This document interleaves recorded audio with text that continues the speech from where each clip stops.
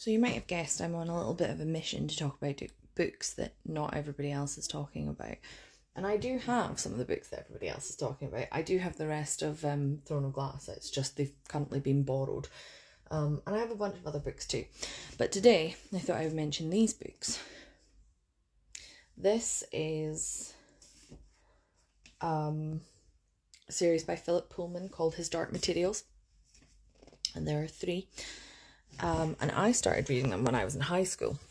In fact, no, I started reading them when I was in primary school. This book came out when I was like maybe primary 6, primary 7. I read it there and I loved it. And then I bought this one, which unfortunately has a different cover. And then a little while later, this one came out when I was in high school and I bought it. Now, it was made into a film with Liam Neeson called The Golden Compass, which I believe was the American name for I don't know if it was the first book or the whole series, I'm not sure. Anyway, I didn't enjoy the film. It wasn't wonderful.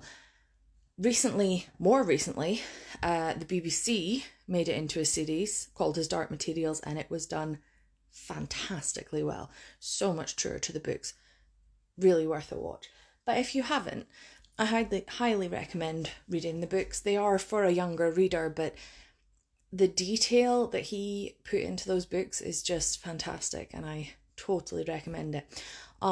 In other news, I have here, apart from, like I said, Throne of Glass, which I have read, I have this series, and this series, and this, and the start of this series, and Fourth Wing, and this series, and this series, and I haven't read any of them because I've been reading so much on my Kindle, and I feel like I probably ought to make a start on this physical TBR. So if you have any opinion on which of these sets or books that I should start with, please let me know, because I feel like my physical TBR is intimidating me at this point and I can't seem to pick one. I was considering Fourth Wing, but then I just recently read When the Moon Hatched, and I think they're kind of similar.